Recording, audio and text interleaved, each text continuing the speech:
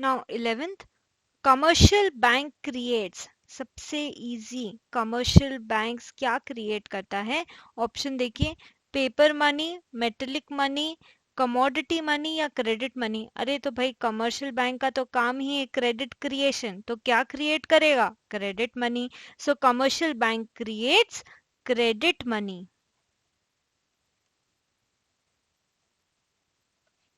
Higher rate of interest are paid on, higher rate of interest, सबसे ज्यादा interest किस पे दिया जाता है? Current deposits, saving deposits, fixed deposit या रिकरिंग। अब फिक्स्ड अमाउंट फिक्स टाइम के लिए आप रखोगे और वापस विड्रॉ नहीं करोगे मेच्योरिटी तक, तो एक फिक्स्ड अमाउंट बैंक के पास रहेगा, तो सबसे ज्यादा इंटरेस्ट भी उसी पे मिलेगा। So higher rate of interest is paid on fixed deposit. Okay, now number 13, dash function is not performed by commercial banks, क्या काम कमर्शियल बैंक्स नहीं करती? अब क्रेडिट कंट्रोल, देखो कंफ्यूज नहीं होना, कमर्शियल बैंक का काम क्या है? Credit creation. क्रेडिट कंट्रोल का काम किसका है? सेंट्रल बैंक का, रिजर्व बैंक ऑफ इंडिया का।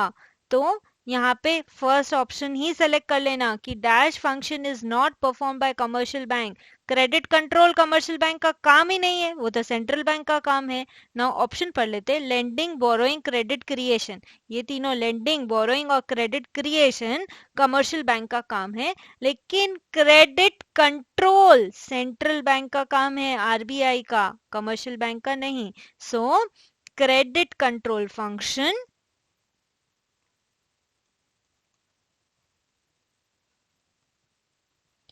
is not performed by commercial banks. Now, point number 14. Dash account holder earns the lowest interest rate from commercial banks. Okay. So, कौन सा account holder है जिसको लोएस्ट रेट ऑफ इंटरेस्ट मिलता है? तो saving bank, current bank, fix deposit या recurring. तो भाई करंट बैंक अकाउंट वाले को तो फैसिलिटी देते हैं, तो या तो नहीं या लोएस्ट रेट ऑफ इंटरेस्ट मिलता है, उल्टा उससे चार्ज किया जाता है क्योंकि वो सर्विस दे रहा है, बैंक सर्विस दे रहा है अकाउंट होल्डर को, तो सर्विस चार्ज लिया जाता है। So answer will be obviously current account holder. So current account holder earns the lowest interest rate for from commercial banks. Okay, अब हम next आ जाते हैं true and false के ऊपर. So let's start true and false. First true and false he exam के लिए important, ध्यान दीजिए.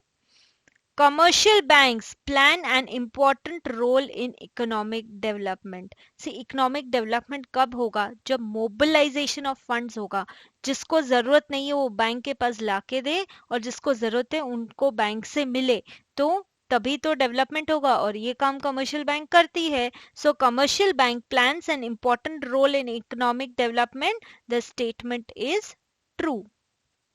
Next, also important for your exam, commercial banks are non-profit organization.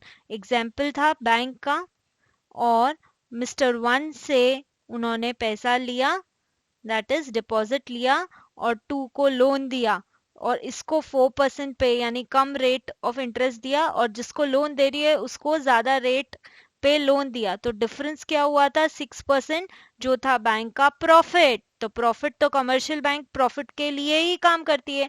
तो यदि ये बोल रहे हैं commercial banks are non profit organisation, तो statement is false because commercial bank works for profit. Okay. 3, again important for your exam, has come in exam. So accepting deposits is the only primary function of commercial bank. अब मुझे बताओ, यहाँ पे deposit accept किया है और loan भी तो दिया है, और ये दोनों प्राइमरी फंक्शंस ही तो हैं. सिर्फ एक्सेप्टिंग डिपॉजिट कैसे प्राइमरी फंक्शन हुआ? So accepting deposits is the only primary function of commercial bank. False, false है ये स्टेटमेंट. अब 4, ये भी एग्जाम का है, interest is more on saving deposits. ये अब एक क्वेश्चन में आपके लिए छोड़ती हूँ कि आप फाइंड आउट करिए, interest is more on saving deposits, true या फॉल्स, आप मुझे कमेंट में आंसर लिख के देना कि फोर्थ का आंसर क्या है, देन आई विल अंडरस्टैंड कि आपको कितने अच्छे से चैप्टर समझ में आया है. Now we will move on to the next video with our fifth true and false.